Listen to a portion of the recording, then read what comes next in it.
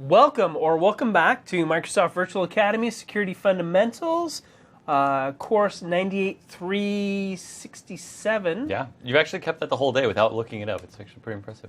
I keep waiting every time you see it. I'm like, 365, 366. Nope, 367. 367. We are now at Module 5, protecting servers and clients. Which is, sadly, our final module for this course. It is. The time has gone by pretty quickly. I am Thomas Willingham. I'm here with Christopher Chapman. Hard at work, as you can see.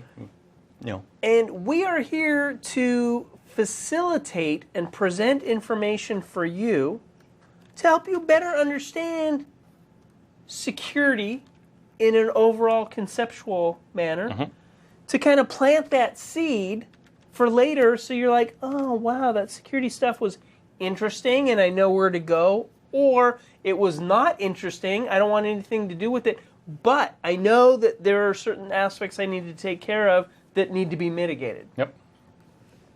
So let's talk about Module 5, protecting servers and clients. So the module overview, we're going to talk about protecting your computer from malware, protecting the client computer, protecting email, the server, and securing Internet Explorer. So first of all, we'll talk about protecting your computer from malware. Malware, malicious software. Malicious software is designed to infiltrate or affect a computer system without the owner's informed consent. I think that's a little difficult because typically malware, the owner has consented, but not the level of consent that the malware takes. So typically it's a Trojan horse type thing. Maybe somebody's done a search on something that's really popular at the time. Seahawks winning the Super Bowl, tennis star, Scarlett Johansson in the Super Bowl commercial. They've searched on something. They've returned a list of results. They click on a link. The link sends them to a website that, when they dig into it and start clicking around into it, download something inappropriate to their system. So although they've consented to, oh, I'm doing the search, I'm clicking around, I'm moving around, there's a certain level of an action that's been performed that they didn't consent to or didn't know. Well, and the same can be true of actual software that they may install on purpose. There are plenty of applications out there, and malware is very definition dependent. For example, if I download certain software packages that I use on a regular basis at my home or in my office, they come with a disclaimer as part of the setup process. Pick your directory, pick your defaults. You get to that second to last page or so, or tab in the installation wizard, and it says, would you like to install blank, blank, blank toolbar? Or search bar, Exactly. Or change your search page. Well, it's not malicious software. It's software I don't want. And if I'm not paying attention and I'm just next, I'm going to end up with this software installed on my computer. At that point, in my head, it's malware, even though it may not be actual malicious software. They're trying to be helpful by not being the best search engine on Earth and inserting themselves into a browser that is already built to use search engines that are better. Well, and that's kind of why I went for that. An action's being performed that you didn't specifically consent to. Mm-hmm. Virus. So a computer virus is a computer program that can copy itself and infect a computer without the user's consent or knowledge. Early viruses performed an action. They were normally pretty harsh, where they would wipe out your drive, kill your processor, kill your memory. They were normally pretty harsh. They still kind of are. Typically nowadays, they're macro languages or executables that redirect your search pages or bring up pop-ups, unwanted pop-ups. So viruses are more of that nature. Initially, viruses used to be pretty destructive.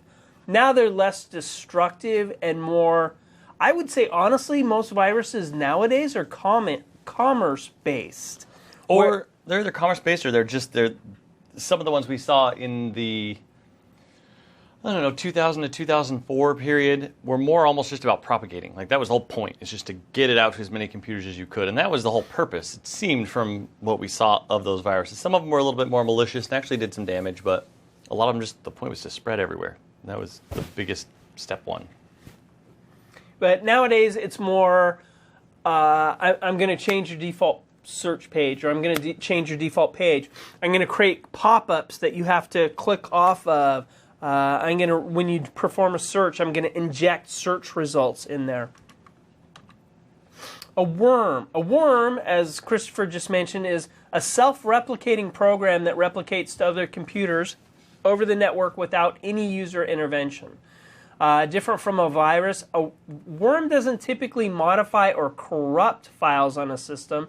Instead, it consumes bandwidth as processor, memory, and just kind of chokes resources on your system. So it uses your system to basically focus on this virus, or not this virus, this worm. So instead of being able to perform work, you're performing action on this worm. Yeah, and you'll see, this is another one of those terms, like we talked about routers, gateways, switches, how the terms have kind of gotten muddled over the years. Virus and worm have as well. Yes, the definitions are very clear. The definitions don't change, but people will use them interchangeably. So, personally, when I think of worm, I think more back to Unix systems. Worms, to me, are more like a Unix-oriented thing than like a Windows Server-oriented thing. That's just me, though. So, Trojan horse and spyware. Talked a little bit about this. Executable program that appears as desirable or useful. Maybe you're surfing the web and, oh, here's a perfect example. Little information box pops up that looks very official. Your computer's infected by a virus. Click here to clean. oh, I love those. Spyware is a type of malware installed on computers that collect personal information or browsing habits, often without the user's knowledge. You think about it superficially, and you're like, "Oh, that's not that big idea." Here, it'll collect some information, and we'll see what websites that I go to. Think about mail programs or sites that you surf that now all of a sudden have those targeted ads. So recently, you shopped for a coat for your pet. For whatever reason, you have one of those pets that needs a coat because it's cold, and you've searched for that. Now you've noticed you're browsing websites, and you see those ads that all of a sudden are like petcoats.com. Get your coat or get your pet a coat. All of a sudden now you see these targeted ads that are looking at your browsing habits. To search engines, this is very valuable information. They can use this to profile you. And spyware enables a really high level of profiling that really enables whatever company is looking into the spyware to track what you're doing. Let's go ahead and take a look at rootkit and backdoors. Rootkit is a software or hardware device used to gain administrative level access to your system without being detected. A backdoor is a program that gives some remote unauthorized control of a system or initiates an unauthorized task without user intervention. So somebody has the ability to remotely access your system to have it perform some task. Protecting the client computer. So protecting against malware. There's a couple ways that you do this. One, keep your computer up to date with recent service packs and knowledge packs. The second is to ensure that you have a decent antivirus program. There's a couple components to an antivirus program. You want an antivirus program that'll protect your computer. You want an antivirus program that will protect your browser. So as you browse the web, it kind of deflects with a really high level of kung fu incoming attacks, and as these incoming attacks come in, it like brushes stuff away. A virus hoax. A virus hoax is more... This is the one you just talked about. A bit, yes. Oh, perfect example. A pop-up window comes up, says, hey, you have a virus. You click on clean here to click your... Because they look very official. Click here to clean the virus, and then it installs what it wants to install. Another virus hoax is more a social engineering type thing. And it's not only necessarily a virus hoax. This is also kid had Pop Rocks and Coke and his head blew off and he died. Send that to all your friends. So now everybody's sending all these emails out about some kid who's stupid enough to do a whole bunch of Pop Rocks, put Coke or Pepsi or SodaStream in their mouth. Their head blows off, supposedly. But now very concerned individuals are like, well, I don't want that to happen to Billy or Susie or whoever I know. So they start sending all these emails out.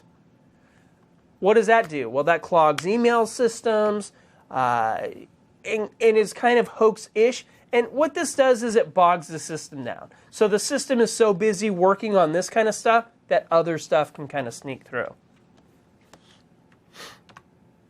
Windows updates.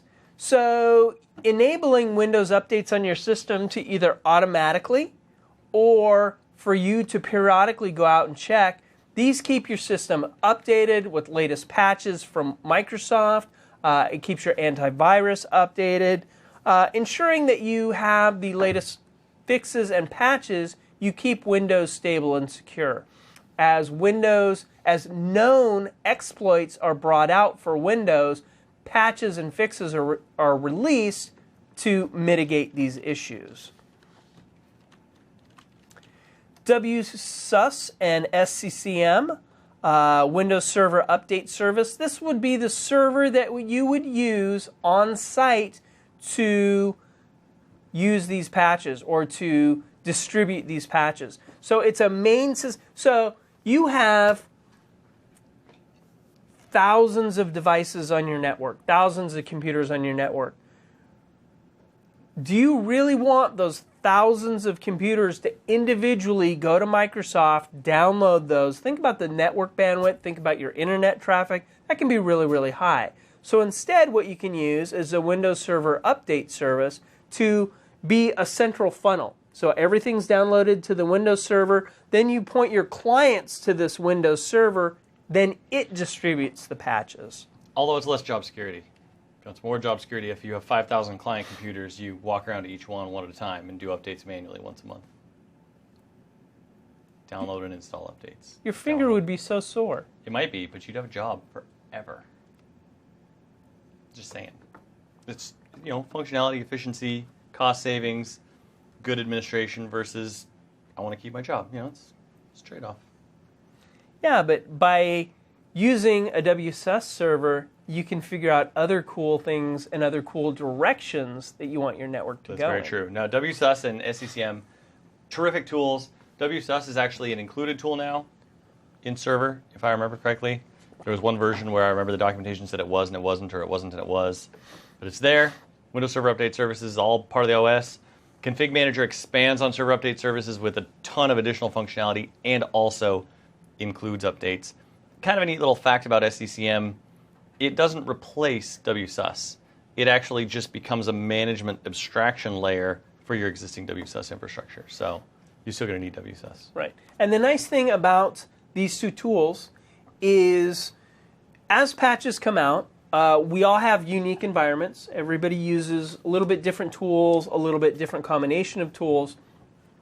As these patches come out, it's nice to verify that these patches don't cause or create any problems in your environment. Using WSUS and SCCM, you can basically create a delay of when these patches are sent to your clients, they give you a window of opportunity to test them and ensure that they work appropriately in your environment.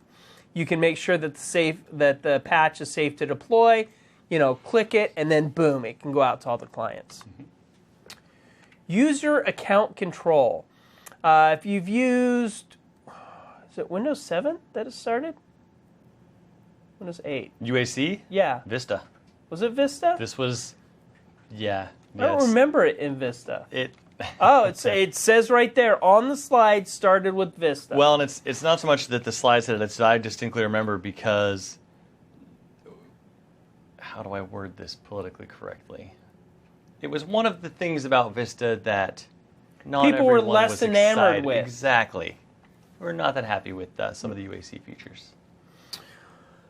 What UAC does is, again, gives you a level of protection from malware as low-level changes are made to your computer. You're informed and says, hey, this program's trying to make changes to the system. Are you sure you want to do this? Yes or no? Windows Firewall. So we've talked about Firewall before. Can prevent hackers or malicious software from gaining access to your computer through the network. Mm-hmm. Firewall can also stop your computer from sending malicious. Remember, there were two components to the firewall. One is incoming, the other is outgoing. Yep. And most people think about the incoming, not so much the outgoing. Not so much the outgoing. So we talked about protecting your computer. We talked about protecting your client. Now we're going to talk about protecting your email. So spam filtering. There is a proliferation of spam on the network. If you have ever installed an email server and didn't get your spam filtering on it right away, you just get inundated with a ton of spam. But if you use any type of email service, live.com, outlook.com, there's some third-party systems that enable web-based mail that you could use.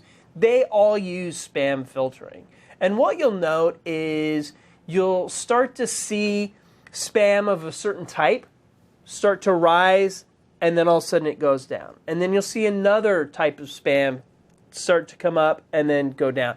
So what happens is these mail providers are monitoring this system, and as they see a certain level or a certain type of spam come out, they counteract it, they mitigate it, and then as that's mitigated, then the spammers basically jump to the next. Nope.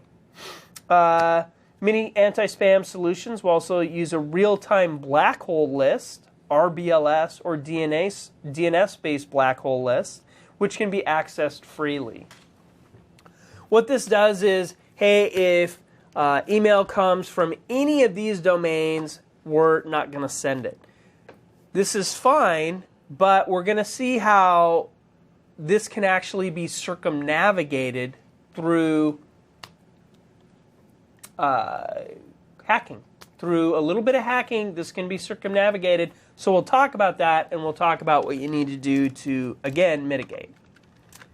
Sender policy framework, email validation system designed to prevent email spam done with source address spoofing. So what this does is, if we have domain foo.com blocked, so there's no email from foo.com because they're known spammers, and foo.com is able to route through email, because email servers not only send and receive email, they route email. So they receive incoming email, and they're like, oh, okay, who's the destination, who's source, who's the destination, and they route it.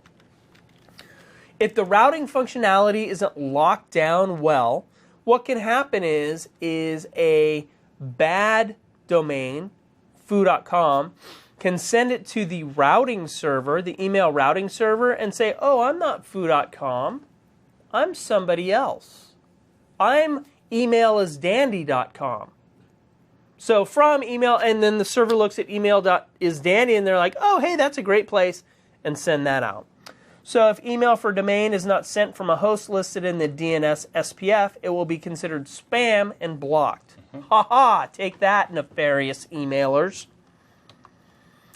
Or people with your own email servers who don't know how to set up SPF records and might not be able to get email in and out of different networks. Correct. SMTP relay, actually I was just talking about this. Simple mail transfer protocol, used to transfer email from one server to another. Responsible for outgoing mail transport, uses TCP port 25. Again, talking about TCP and ports, networking fundamentals would be a great course to look into this further. You may think that your email servers are used only for your users to send and retrieve. This introduces that relay mail. You only want your internal servers to relay email through your mail servers. And spammers look for unprotected SMTP servers to relay their email through. And that's where we go through that that Senator Policy Framework, SPF, to ensure it's basically an identity authenticator. You are who you say you are. I agree. You are a trusted source, and I'll trust what you send me. So protecting your server. Again, the first step, physical security, where you place it. All the way back to Module 1. Exactly. Is the server placed in a good physical location? I've seen servers placed in closets that when I opened it up, it was a huge rat's nest of cabling. And since there was no ventilation, it was like 140 degrees in this little closet area. That's not the best. And even though it was a locked room, they're like, well, we have it in a locked room. CIA, confidentiality, integrity, availability. If the server overheats and goes down, it's not going to be available. If it overheats and corrupts data integrity. So ensuring that it's not only a locked room, but a locked, well-ventilated room with stable access to power. So it talks about hardening the server. To harden the server is to reduce that attack surface, as we discussed earlier. Microsoft Baseline Security Analyzer. I was going to say that was a beautiful segue for my demo coming up. So, ta-da, there we go. I'm here to be of service to you, Christopher, and to set you up in the best possible method. I like it. Well, the slides do that as well. It's kind of nice. I can see it coming. I'm like, oh, I know what's going to be coming up here in a minute. Yep. So we have the MBSA, a software tool released by Microsoft to determine the security state of a system by assessing missing security updates. So it runs on your system and says, hey,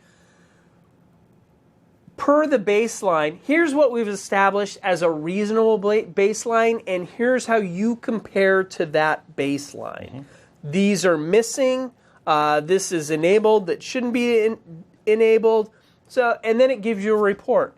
Then from that report, you can evaluate and say, well, in my environment, this is okay, this is okay. Oh, I need to fix these things.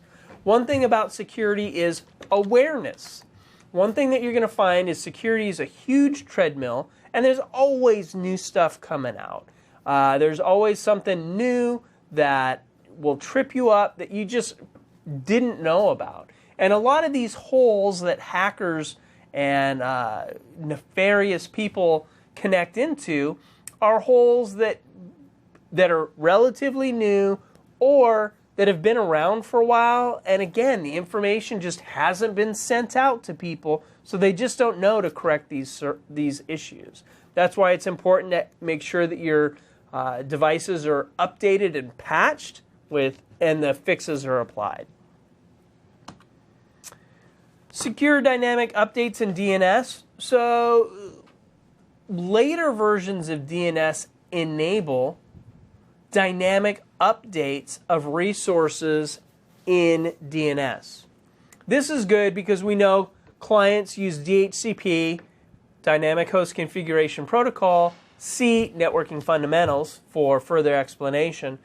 But Dynamic Host Configuration Protocol enables the ability to temporarily get an address.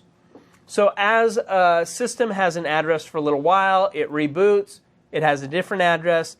Dynamic DNS enables these clients, as they get new DNS addresses, to change and modify their DNS addresses and to modify their updates. This is fine, but we go back to DNS poisoning or adding incorrect DNS entries. We want to make sure that that's disabled. So with unsecured dynamic updates, any computer can create records on your DNS server, leaving you open to malicious activity. Again, Microsoft.com can be redirected to this website for badpurposes.com. It could be redirected to anywhere. And I've never, ever done something like that to a friend as a prank. That would be just good times, especially if it's something that they have to use all the time. Or so, well, yeah, definitely. Something that they're expecting, not what you set up to point to. Well, and so now secured dynamic updates in DNS, that's a pretty high-level thing.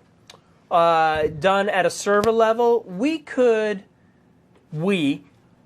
a person could change a host file locally, so only that client computer is affected. Less fun than an entire network. True. That's totally true. But on a more targeted level, you only want to target users going to a specific website or whatever, download a new host file, overwrite. So now you have a new DNS entry. You look and say, oh, hey, I'm going to the right DNS server. I have no idea why I'm being redirected. Then you look at your host file and see this new weird entry in your host file. So now we have a demo. Christopher's going to show us MBSA. I am. Take it away, Christopher. So I've got on here, I was all set up. There we go. Here it is. I've got the download. I've got the latest version. There has been an update put out for this recently, post 8.1 and server 12.12 R2. I'm going to actually go through the whole thing. I'm going to install it real quick. We're going to run it really quick. It's not a terribly long process. It's only 1.7 megs as an installer, so it's not like installing Exchange or SQL. And every now and then I like installing things like this because it takes 10 seconds. And as I say that, I jinx myself, and it's now going to take 2 minutes. I'm going to sit here and stare at this screen while it thinks. You're going to will it to install faster. I did. See that? Look at that. Done. MBSA is installed. Check computers for common security misconfigurations. Now, this is a good thing. I'm running on a DC. I've made local group policy changes. I've made actual domain group policy changes. We're going to take a look. It's pretty simple. Scan. Computer name. It already wants me to scan this one. I have IP addresses. There are none listed in here. I can scan if I want to. I'm going to leave the defaults.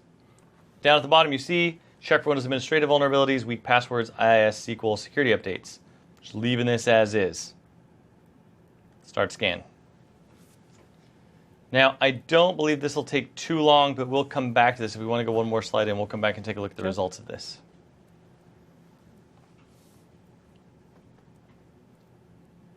Okay, so next... Or we'll just keep looking at my demo. One or the other. I hear buttons. There we go. Next, we'll talk about securing Internet Explorer. So browsing the Internet. Browsing websites can expose you to a wide range of hazards. Can it really? It can. I've never seen a hazard on the Internet. A hazard. I was browsing. I was a good web browser until I took an arrow to the knee. Oh yeah? Yeah, look at what I did there. Look at me with the pop culture references. Nice. Yeah, totally bringing it. If you weren't watching on the screen, I just got a fist bump. I didn't really. It was sad. Today's browsers include pop-up blockers, the use of zones, and other built-in security features. Cookies and privacy settings. Now, these aren't the tasty chocolate chip or oatmeal cookies that your mother made. Or that I've been enjoying over here for the entire day. Yeah, very tasty. It was a very... delicious indeed. Yeah, those were good. So, if you've noticed, you're on a website, You click off, you leave, you come back another day, and interestingly enough, how you set up things on that website last time, it's exactly the same this time. How did that happen? Cookies. Cookies are a little file that it puts on your system that just says, hey, you've browsed the system before, and here's what the configuration looked like. Or here's what you looked up. Or here's what we showed you, or whatever the case may be. Exactly. The problem with cookies is other websites can go in and browse those, and that's where you start getting those targeted ads. And typically, it's not that big a deal, but it can cause a problem. What if your bank inappropriately puts a cookie on your system that's not written well? So it's a decent idea to periodically clear your cookies, to clear your cache, to set decent privacy settings. Again, you take steps. When you leave your house, you lock the door. When you leave your house, you shut the windows. When you leave your car, you lock your car. So you just take an appropriate level of precaution to ensure that things are safe. Yep. How does your demo look over there, Christopher? Are we ready to... We are Okay. indeed. It's up. It's ready here. Let's go back. So we're jumping back real quick to the MBSA demo. It ran. It's done. And this is what the report looks like. Report details for this computer itself. It's nice. It could not complete one or more requested checks. That's what this little exclamation point is telling us. I couldn't download the list from Microsoft of the latest security updates. And this tells me that, which is actually a good thing. It's a good demo. The reason I did this the way I did it is to make sure we got some problems, some things that don't work. This computer's not internet connected, so I knew that was going to happen. Score, we've got green, we've got yellow, which is a kind of a warning that says non-critical. We've got these blue eyes, which are just best practices. They're informational. And then these, good, we're doing all right. We've got some user accounts have non-expiring passwords. I have accounts that those passwords will be the same forever, which gives hackers or attackers time to guess those passwords as time goes by. No incomplete software update installations were found. So this is good that there weren't any half updates done. But we temper that with the fact that we don't have the latest updates and can't actually check that because it's not internet connected. Windows Firewall is enabled and has exceptions configured, is enabled on all network connections. Now, this is best practice. It's not telling me something's wrong. So these are things that we like. Updates are automatically downloaded and installed on this computer. So this is just a setting. This can be, however, a little bit of a miscommunication or misinformation. It's not telling me that they are all installed and I'm up to date. This report's telling me I have configured the system to automatically download and install updates, which is a good thing. It's what they want me to do. All hardware using NTFS. No auto logon. Yes, you can configure this. Yes, you can configure this, I'm pretty sure, for domain controllers. I don't know because I've never done it because it seems like a horrible idea. I feel like I did configure auto logon on a DC a couple of years ago as a test just to see if it would actually work, I think. I'll have to retest that now. It's been a long time. But you can definitely set up auto logon on any normal domain client member server. The guest count is disabled. Great. Computers properly restricting anonymous access. Great. No more than 2 administrators. Excellent. So this is what this does for us. Now we've gone into IIS. Now we have some problems. Now this, IIS common files not installed on the local computer refer to the system requirements under this list. Now, is this bad? It says right here, unable to scan. So this is not that this is a problem. It's that it's like the updates. It's not telling me up here. It's not telling me I don't have the latest updates. It doesn't actually know because it can't compare. So same thing here. It's just missing something. This is a bad one right here. See this? Big red shield with an X on it. Check failed critical. SQL server and or MSDE is running on a primary or backup domain controller. I'm running software on a domain controller that shouldn't be running on a domain controller. Whether or not that is a vulnerability issue or a resource issue, it could be either one. This software is just going to tell you what you've done. These, check not performed, it skipped a couple of things because even though SQL's on here, we couldn't get to it, which could be good. This could actually be a good sign. And again, it's an awareness thing. That error about SQL being on the domain controller, for your environment, you could make the decision that that's what you want. But this brings it to your awareness that, hey, typically this is a bad thing. This is not what you want. Yeah, this is not recommended. Are you sure this is how you want to proceed? At which point you get to make the decision, well, yeah, that is how I want to proceed. Oh, I didn't realize that wasn't best practice. Maybe I should move that SQL Server somewhere else. So it's a great tool. It's simple to use. You can use it to scan more comprehensively, but it's install it, open it up, pick your computer by default, hit scan. You'll see right away. The next demo is on IE settings. We talked about browsing the internet, blocking pop-ups. We talked about cookies and privacy statements, clearing your cache, clearing cookies. Content zones. Content zones enable you for different areas to have different settings. So within your local intranet, you can have a little bit more open than just on the internet. On my intranet, I want to have a little bit more loose settings. Trusted site zone. I know on the internet I use these sites and they're trusted sites, so that'll enable you to download files from those sites, to use ActiveX on those sites. So it just enables a little different level of security. By default, the later versions of Internet Explorer are pretty locked down and disable a lot of additional functionality. So if you want that function, again, it's risk versus mitigation. What do you want? How do you want to do it? I want increased functionality, but I know with increased functionality comes a little bit increased risk.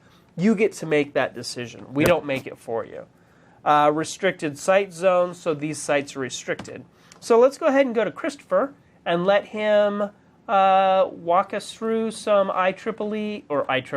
some IE. I'm thinking standards again. Some IE settings. Okay, I'm actually going to change my my criteria here just a little bit, and I'm going to close and let's do this. Get this all done. So I'm going to open IE on this computer, and this is my actual desktop. There's a little quote there on the desk for anybody who wants to read it. I wanted an actual live site to be able to look at. So, and I'm going to go back and forth between the two because of some specifics I want to show. So I'm going to go to my settings first. And they're not, one of the things about IE, we have these icons up here. You've got your home, your favorites, your settings. These are not necessarily all of the settings. So I'm actually going to have to hit Alt, go to View, and I want to turn on the status bar. So down at the bottom, status bar. We're going to start by going to Bing. This will date this video. This picture right here that people will now see, they'll know when we made this video. Yeah, I have to say, on Bing, these newer animated graphics, they're pretty dang cool. They're not bad. They're not bad. What happens when you open these sites open in particular zones. They're auto-detected which zones they open in. This is an internet site. It's going to be an internet zone site. And what I mean by that, let's go in and actually look at these settings, internet options. The first page, pretty straightforward. Your home page you use to set, start up with tabs or no tabs, tabs and browsing history. We'll come to this in a minute, but we're going to skip that for now. We're going to go right to security. Here are the zones that were on that last slide you talked about. Internet, intranet, trusted, and restricted. Bing opens an internet site zone by default. Within an internet site zone, there are a number of security settings. Right now, all these security settings are inherited from the category or the overarching setting of medium-high. Intranet, and an example of that would be on the computer I was on before. I go to localhost. I have installed IIS and forgotten how to spell. This is IIS on a local machine. This is an intranet site. I'm not going outside of my network. IE knows that. We won't get into the mechanics of how IE knows that, but it knows I'm on the local network. This is an intranet site.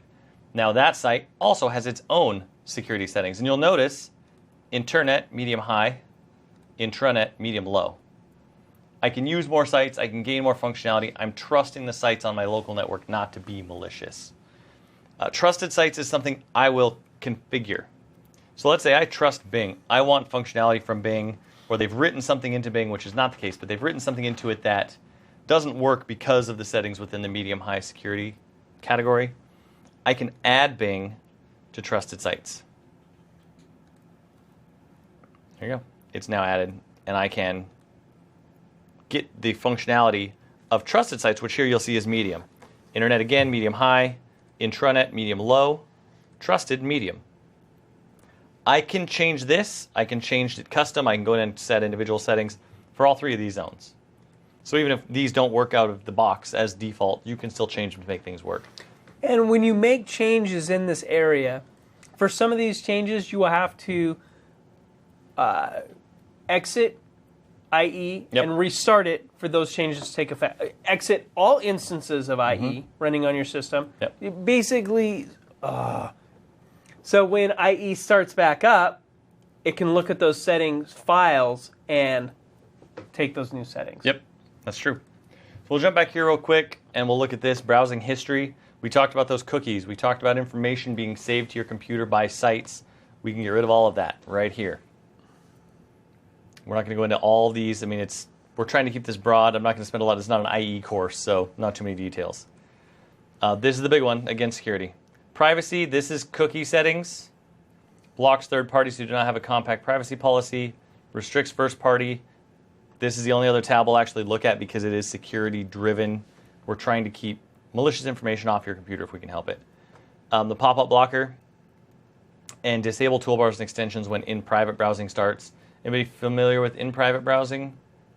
It's pretty slick. You ever use it? I do. Let me close this and open this. So you use keystrokes to open that. I did use keystrokes. Control-Shift-P. There you go. Control-Shift-P is your friend. When in-private browsing is turned on, you'll see this indicator right here. Helps prevent IE from storing data about your browsing session. Includes cookies, temporary files, history, and other data. Toolbars and extensions are disabled by default. So this may be a somewhat limited browsing experience depending on the site you're going to, but all of the concerns we have for security aren't concerns on this computer. Now, that's usually a good thing, but it depends on your motives for turning on in-private browsing. That's all we'll say about that. Well, okay, I'll give you an instance of why I use in-private browsing. I use in-private browsing because I have my Hotmail-oriented account. Dating myself, I use Hotmail. I have my Hotmail account. It's Outlook.com now. Okay. It's still Hotmail, though. You still have the Hotmail. Yeah, so you should get an Outlook.com account and link to it. So yes, I've actually done that. I've updated myself. But so I have my Live account, my Windows Live ID, which apparently they don't even call it Live ID anymore. Now it's like your Microsoft account. Microsoft. Not confusing at all for employees of Microsoft, by the way. Correct. Log in with your Microsoft account. Okay. Okay, which... Why no, not work? that one. Not that one. Yeah, it's... So I have my, we'll just call it for this purposes, your Windows Live ID. I have my Windows Live ID, and I have my internal company-oriented Microsoft account. I have on some sites entries for both of these. Windows Azure. For Windows Azure, I have a Hotmail account that's attached to my MSCN subscription, and I have an employee account. As I log in, typically, I want my Hotmail account, but there are times I want to use my Microsoft account. When I want to use my Microsoft account, I open private browsing because all those typical settings in a browser don't apply. So when I go to Windows Azure, it prompts me for login. It doesn't say, oh, I know what you want. It goes back to default behavior. Well, because it doesn't have anything to draw from. It's like, I have no prior history of you doing anything. Correct. So at that point, I'm able to log in with my alternate credentials and log in, perform whatever actions I want to perform, log out, and yet the credentials I normally want access using, I haven't hampered those at all. I haven't logged out, logged into another account, and basically interrupted this account system. So that's one of the ways I use it. Yep. Another way that you could use it is to browse for presents for your significant other that you don't want them to be able to go into history and look for.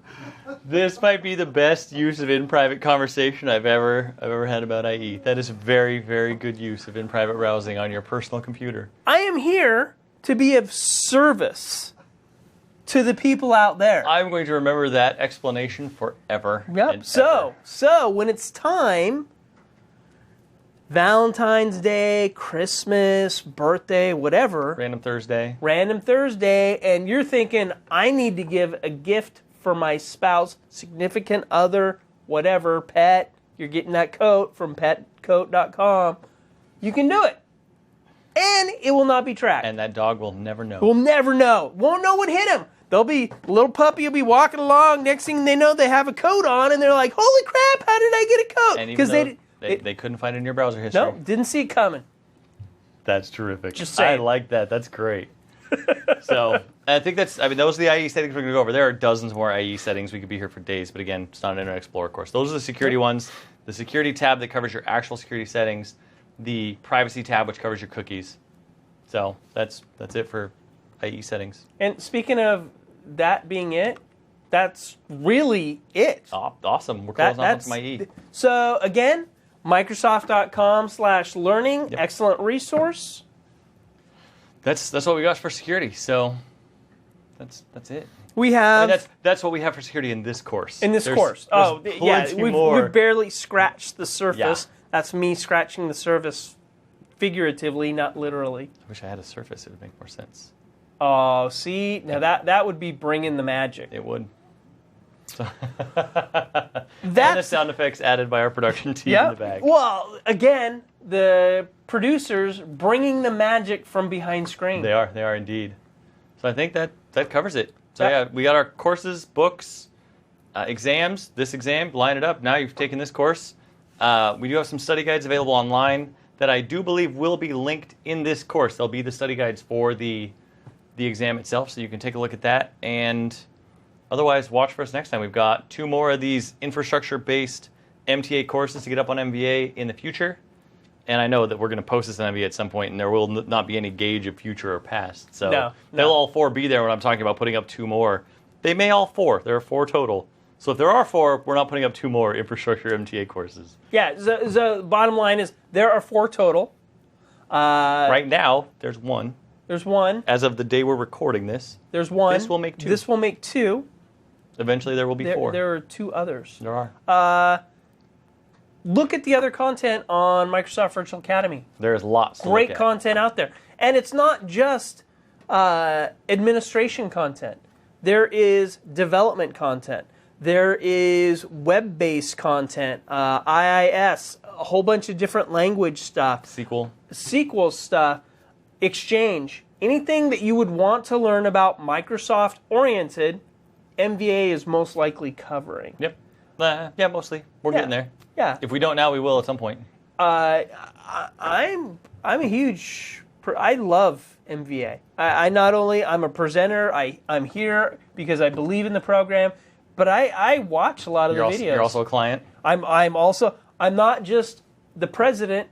I'm a hair club member, so I'm not just a presenter.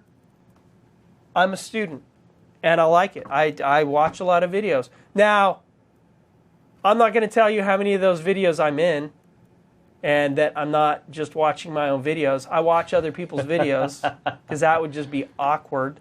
I watch other people's stuff. Other people have some great content. That's how I learn. Hopefully some people are watching my content. And we've actually gotten some emails that people are watching our content and have passed tests using our content. So, and if you for some reason jumped into this and you're in Module 5 without looking at Module 1, if you want our contact information, it's in the first couple of slides of the first module. Feel free to let us know if you're watching, if you're enjoying, if you want to see more, different topics, whatever you want. And if we can't answer your questions, we'll get you to people who can. We'll get you the resources of people that can help you. So come back. Watch MVA more. Yeah. That's all I got.